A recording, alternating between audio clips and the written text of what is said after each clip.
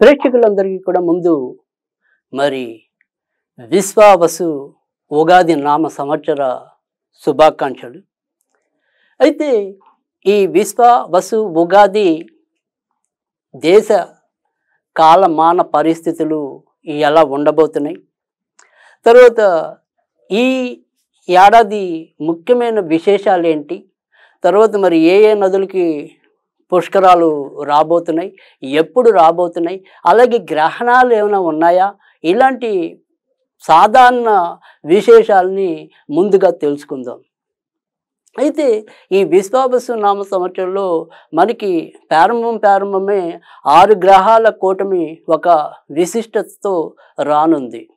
ఇది తదనంతరం మళ్ళీ ఇంచుమించుగా ఏప్రిల్ మధ్య వరకు కూడా పంచగ్రహ కూటమితో అలరారనుంది. ఇక ఇంతేకాకుండా ఈ సంవత్సరం అంతా కూడా అనేక రకాలైన విధానాల్లో అంటే కాంబినేషన్స్ అంటాం, అలాంటి కాంబినేషన్స్లో ఈసారి మనకి ఈ సంవత్సరం అంతా నిండి ఉంది. ఇలా 6 గ్రహాల కూటమి కొన్నాళ్ళు, చతుర్దశ కూటమి కొన్నాళ్ళు, పంచగ్రహ కూటమి కొన్నాళ్ళు, త్రిగ్రహ కూటమి కొన్నాళ్ళు, ఇలా వీటితో పాటుగా ఇంచుమించుగా జూన్ నెలలో మనకి సంపూర్ణ కాలసర్ప దోషంతో పాటుగా ఇంచుమించు గ్రహాలన్నీ కూడా మనకి ఈ సింహము తర్వాత కుంభానికి మధ్య మొత్తం అన్ని గ్రహాలు మాలికా యోగం అంటాం, అన్ని గ్రహాలు కూడా ఇంచుమించుగా మనకి ఇటు సింహం నుంచి కుంభం మధ్య నెలకొని ఉండటం అనేది కూడా జరుగుతుంది.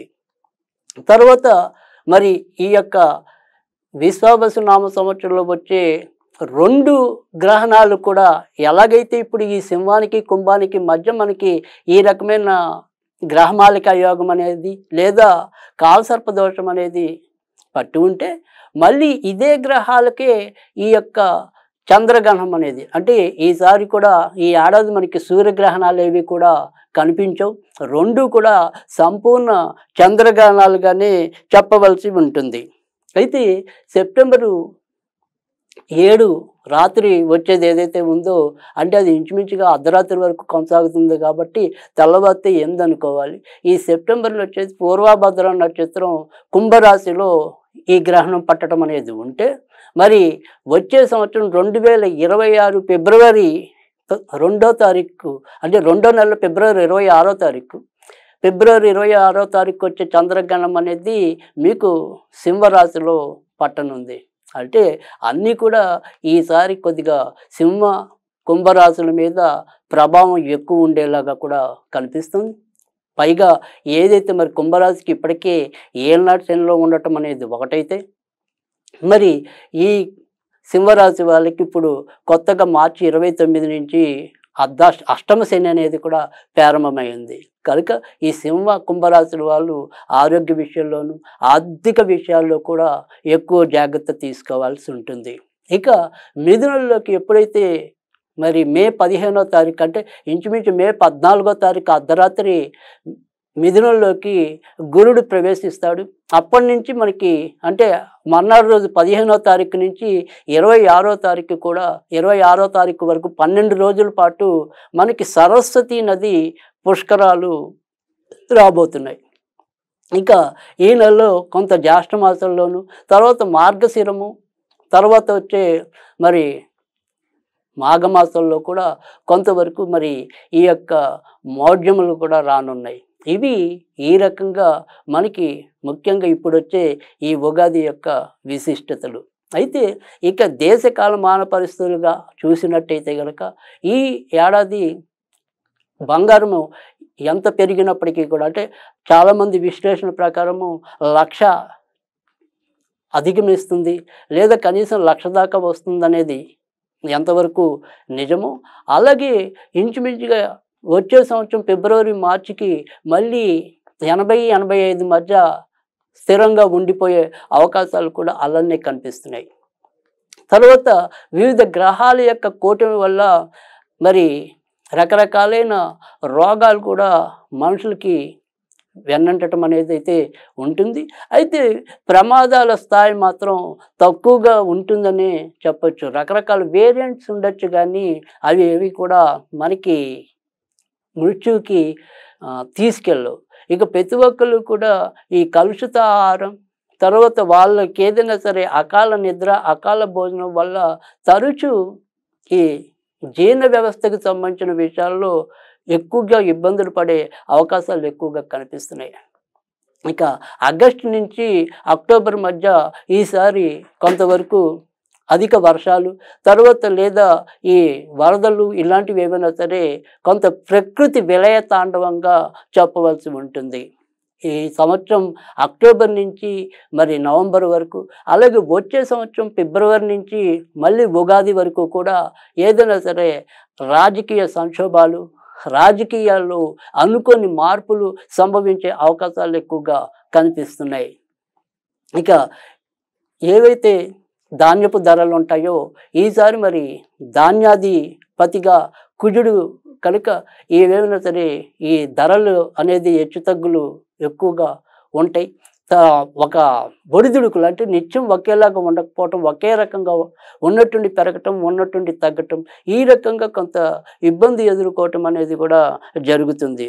ఇక ఈసారి మరి నవవిధ నాయకుల్లో రవి మనకి రాజుగా చెప్పాలి. అంతేకాకుండా ఆయన ఆర్గ్యాధిపతిగా కూడా మరి రవే ఉన్నాడు. తర్వాత మరి సస్యాధిపతిగాను నీరసాధిపతిగా బుధుడు ఉండటం అనేది జరిగింది. ధాన్యాధిపతిగా మరి కుజుడు అని చెప్పాం, రసాధిపతిగా శుక్రుడు అని చెప్పాం. తర్వాత మరి సేనాధిపతి శని అయితే గనక మరి మంత్రిగా చంద్రుడు ఉన్నాడు.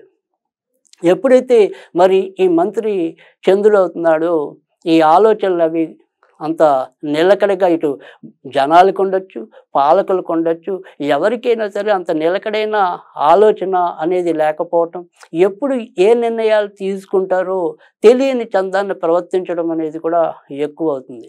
అయితే ఇక్కడ రాజు మరి తర్వాత ఇటు మంత్రి ఇద్దరు కూడా మిత్రులు అవటం, మరి గ్రహాల్లో వాళ్ళని రాజు రాణిగా భావిస్తూ ఉండటం వల్ల చివరికి ఎలాంటి ఉపద్రవాలు ఉన్నప్పటికీ కూడా వాటి నుంచి మళ్ళీ బయటికి రావటం అనేది అయితే ఉంటుంది. ఇక ఈ సంవత్సరం మరి వివిధ నక్షత్రాలకి కందాయ ఫలాల గురించి ఏంటో తెలుసుకుందాం. అంటే ఈ కందాయ ఫలాలు అనేవి ఏంటంటే అవి నక్షత్రాలు బట్టి ఉంటాయి. ఏదైనా సరే బేసి సంఖ్య అనేది శుభ ఫలితాలు ఇవ్వడానికి, తర్వాత సరి సంఖ్య అనేది మిశ్రమ ఫలితాలు ఇవ్వడానికి, తర్వాత మరి ఏదైతే 0 అనేది శూన్యం అనేది ఉంటుందో అది కొంతవరకు వ్యతిరేక ఫలితాలు లేదా అనారోగ్యాన్ని ఇవ్వడానికి ఉంటుంది. మరి ఈ ఏడాది ఏదైతే అశ్విని నక్షత్రం ఉందో వారికి 3 అంటే మొదట 3, తర్వాత 0, తర్వాత 4 వీటిని మనం ఎలా భావించాలి అంటే కనుక ఇవి 4 నెలలకి ఒక ఫలితంగా తీసుకోవాలి. అంటే మొదట 4 నెలలు 3, తర్వాత 4 నెలలు 0, తర్వాత మరి చివరి 4 నెలలు కూడా 4. అంటే మొదట ఉన్న 3 కాబట్టి అశ్విని నక్షత్రం వాళ్ళకి మొదట మంచి ఫలితాలని, తర్వాత మధ్యలో 4 నెలలు అంత చెడు ఫలితాలు ఎక్కువ ఉంటాయని, చివరి మిశ్రమ ఫలితాలు ఉంటాయని భావించాలి. అలాగే ఇప్పుడు నేను చెప్పబోయే మిగతా నక్షత్రాల వాళ్ళందరూ కూడా ఇదే రకంగా 4 నెలలకి ఈ ఫలితాలు ఉండటం అనేది ఉంటుంది. భరణి నక్షత్రం వారికి 6 మరి 1 ఉన్నాయి. తర్వాత మరి కృత్తిక నక్షత్రానికి 1, 2, 3గా ఉన్నాయి. తర్వాత రోహిణి నక్షత్రం వారికి 4, 0, 0గా ఉన్నాయి. తర్వాత మరి మూసర నక్షత్రానికి 7, 1, 2గా ఉన్నాయి. తర్వాత మరి ఆరుద్ర నక్షత్రానికి 2, 2, 4లా ఉన్నాయి. తర్వాత మరి పునర్వసు నక్షత్రానికి 5, 0, 1. ఇక పుష్యమి నక్షత్రానికి అయితే గనక 1, 1, 3. ఇక ఆశ్లేష నక్షత్రానికి అయితే గనక 3, 2, 0. ఇక మకా నక్షత్రానికి 6, 0, 2.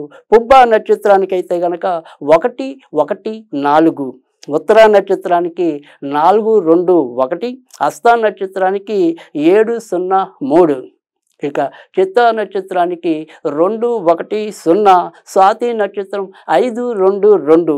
విశాఖ నక్షత్రం 0, 0, 4. ఇక అనురాధ నక్షత్రం అనేది 3, 1, 1. జ్యేష్ఠ 6, 2, 3. మూల 1, 0, 0. పూర్వాషాఢ 4, 1, 2. ఉత్తరాషాఢ 7, 2, 4.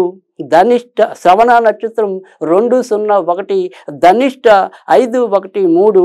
శతభిషం 0, 2, 0. పూర్వభాద్ర 302, ఉత్తరాభాద్ర 614, చివరిగా మరి రేవతి 121. ఈ రకంగా మనం కందాయ ఫలాల గురించి తెలుసుకోవాలి. ఇక ఏదైనప్పటికీ కూడా ఈ విశ్వావసు నామ సంవత్సరం ఏదైతే ఉందో మనకి ఇది తెలుగు సంవత్సరాల్లో 39వది అవటం అనేది. తర్వాత ఏదైతే మరి ఈ యొక్క సంఖ్యాశాస్త్రం ప్రకారం కూడా చివర ఏదైతే మరి 2025 అనేది కూడినప్పుడు అది 9 రావటం అనేది. కనుక ఇటు 3 గురుడు నంబర్ అనేది, 9 అనేది కొంతమంది ప్రకారం కుజుడైతే కొంతమంది శుక్రుడు. కనుక ఏదైనప్పటికీ కూడా ఆర్థిక అభివృద్ధి పెరగటం అనేది ఎలా ఉంటుందో ఇబ్బందులు కూడా, ప్రమాదాలు కూడా అదే రకంగా రావటం. తర్వాత ఎవరైతే మరి ముఖ్యమైన సెలబ్రిటీస్ అనుకోకుండా వాళ్ళు అప్పుల బారిన పడటం అనేది, వారి యొక్క జీవితాల్లో కొన్ని చీకటి రేఖలు నిర్ద్వందంగా బయటికి రావటం అనేది కూడా జరుగుతుంది. తర్వాత ఏదైతే మరి విశృంఖలత్వంగా అశ్లీలత అనేది ఏదైతే పెరుగుతుందో దాని మీద కొంతవరకు దృష్టి సారించడానికి కేంద్ర ప్రభుత్వం అయితేనేమి ఇతర ప్రభుత్వాలు కూడా కొంత సమాయత్తం అవటం అనేది అయితే ఉంటుంది. సైబర్ నేరగాళ్ళు ఎంత విజృంభించినప్పటికీ కూడా మళ్ళీ అదే స్థాయిలో దానికి వీరు ముందు ప్రణాళికలు కొంతవరకు రచించడానికి, అంటే టెక్నికల్గా మనం ఎంతో కొంత బాగా ముందుకే పరిగెత్తే అవకాశం కూడా ఈ ఏడాది ఎక్కువగా కనిపిస్తుంది. అలాగే జిఎస్టీ ద్రవ్యోల్బణం వీటి యొక్క వృద్ధి రేట్ అనేది కూడా పెరిగేలాగా కనిపిస్తుంది. కనుక విశ్వావసు అనేది ఎన్ని ఒడిదుడుకులు, ఎన్ని ప్రమాదాలు ఎదురైనా కూడా తట్టుకుని నిలబడగలగడానికి ఎంతో కొంత ఆస్కారం ఉంది. కనుక ఎవరు కూడా మరీ భీతిల్లి చెందవలసిన అవసరం లేదు. అలాగే ఏదైనా సరే మనము ఇబ్బంది పడతామోనేమో అని ముందుగానే పిరికిగా కుంచుకుపోవాల్సిన అవసరం కూడా లేదు. ఇక ఈ సాధ్యమంత వరకు కూడా ఈ ఏడాది అంతా మనం ఎక్కువగా విష్ణుమూర్తిని పూజించడం వల్ల కూడా మనం ఎక్కువగా మంచిని పొందే అవకాశం ఉంటుంది. ఇది సాధారణ విశ్వావసు ఉగాది ఫలితాలు. మరి విశ్వావసు నామ సంవత్సరం వివిధ రాసుల వారికి ఏ రకమైన ఫలితాలని ఇవ్వబోతోంది? మరి ఈ వివిధ గ్రహాల కూటమి ఏదైతే మరి షష్టగ్రహ కూటమి కావచ్చు, పంచగ్రహ కూటమి కావచ్చు, అలాగే ఆకస్మికంగా ఏర్పడే వివిధ గ్రహాల దృష్టులు, అంటే శని కుజుల యొక్క సమసప్తక దృష్టి, మరి రవిశనుల సమసప్తక దృష్టి, ఇలాంటివి ఎన్నో కూడా రూపుదిద్దుకుంటున్న ఈ సంవత్సరంలో మరి ఎవరు ఎలాంటి ఇబ్బందులు పడతారు, ఎవరు ఎలాంటి ప్రయోజనాలని పొందగలుగుతారు అవి తెలుసుకుందాం. వృషభ రాశి. వృషభ రాశి వారికి అయితే కనుక ఈ ఏడాది ఆదాయం మరి 11, వ్యయం అనేది 5, ఇక రాజ్యపూజ్యం అనేది 1 ఉంటే అవమానం అనేది 3 ఉంది. అయినప్పటికీ కూడా వృషభ రాశి వారికి ఏదైనప్పటికీ కూడా ఎక్కువ శాతం పట్టిందల్లా బంగారం అన్నట్టుగా ఉంటుంది అని చెప్పడంలో ఎలాంటి అతిశయోక్తి లేదు. ముఖ్యంగా ఏమైనా సరే ముఖ్యమైన ప్రణాళికలు, ముఖ్యమైన మార్పులు ఇలాంటివి ఏమైనా సరే ఆశించినట్టయితే కనుక మొదట ఉండే 4-5 నెలల్లోనే వీళ్ళు దానికి అనుగుణంగా రూపకల్పన చేసినట్టయితే చాలా చక్కటి విజయాలు పొందడానికి ఉంది. ఎందుకంటే లాభస్థానంలోనే వివిధ గ్రహాల కూర్మి అనేది, తర్వాత వచ్చేప్పటికి ఏదైతే మరి ఈ మే 14న గురుడు ధనస్థానంలోకి మారటం అనేది, అదే సమయంలో మరి ఏదైనా సరే ఈ లాభాలని నిలకడగా లేక ఇబ్బంది పెడుతున్న రాహు మరి ఉద్యోగ స్థానంలోకి రావటం, అంటే రాజ్యస్థానంలోకి రావటం అనేది కూడా జరుగుతుంది. దీనివల్ల ఉద్యోగాల్లో ఏదైనా సరే మార్పులు ఉన్నప్పటికీ కూడా ఆ మార్పులు వీరు స్వీకరించదగినట్టుగానే ఉంటాయి.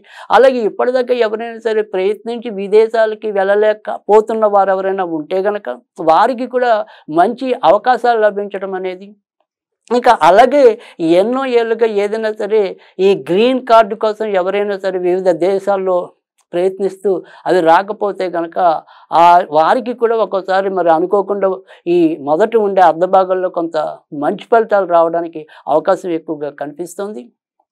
ఇక పెళ్లి కోసం వేచి ఉన్న వాళ్ళు కూడా తప్పకుండా కొద్దిగా గట్టిగా ప్రయత్నాలు చేసినట్టయితే వారికి కూడా మరి అనుకూలమైన ఫలితాలు రావడానికి అయితే ఉంది.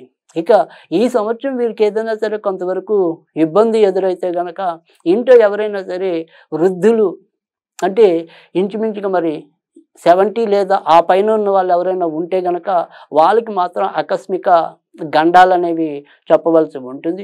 తర్వాత బంధువుల వల్ల మధ్య మధ్యలో కొంత ఇబ్బందులు తలెత్తటం. అయినప్పటికీ మిగతా గ్రహస్థితి అంతా బాగుండటం వల్ల ఏదైనప్పటికీ కూడా పైచేయి అయితే మాత్రం చివరికి ఎప్పటికైనా సరే వీరికి అయ్యే అవకాశాలే ఎక్కువగా కనిపిస్తున్నాయి. కనుక ఈ సంవత్సరం వీరు మరింత బాగుండడం కోసం ఆంజనేయ స్వామికి సంబంధించిన పూజలు చేసుకోవటం అనేది మంచి సూచన.